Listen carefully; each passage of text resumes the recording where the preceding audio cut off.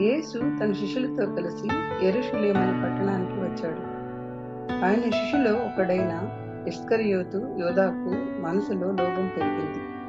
యేసు రాజవుతాడని ఆశపడ్డాడు, కానీ అది జరగకపోవడంతో నిరాశపడ్డాడు. అతను యెరూషలేములోని ప్రధాన యాజకులను కలిశాడు.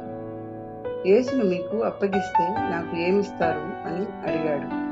వారు అతనికి 30 వెండి నాణాలు ఇచ్చారు.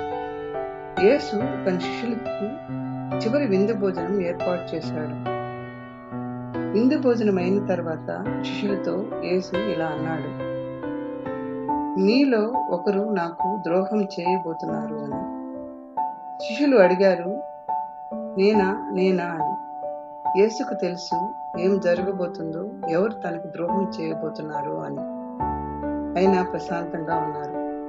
కొంత సమయం శిష్యులతో గడిపి అక్కడి నుండి బయలుదేరి గెత్సేమనే తోటలో ప్రార్థన చేసుకున్నటకు వెళ్ళారు. రాత్రి సమయంలో యేసు ప్రార్థన చేసుకుంటూ ఉండగా అక్కడకు యోధా సైనికులతో తోటకు వచ్చాడు.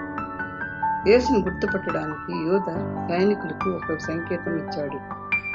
యోధా యేసు దగ్గరకు వెళ్లి ముద్దు పెట్టాడు. సైనికులు యేసును పట్టుకొని కట్టేశారు. శిష్యులు భయంతో పారిపోయారు, కానీ యేసు మాత్రం ప్రశాంతంగా ఉన్నారు. యేసు ప్రేమగా యోధాను చూసి క్షమించారు. యేసు సైనికుల వెంట నడిచి ముందుకు సాగిపోయాడు. యోధా వెండి నాణ్యాలకు ఆశపడ్డాడు, కానీ యేసు సైనికుల వెంట నడిచి వెళుతూ ఉంటే తన తప్పును గ్రహించాడు. వెండి మరియు బంగారం కన్నా విలువైన యేసయ్యను పోగొట్టుకున్నాను అని బాధపడ్డాడు.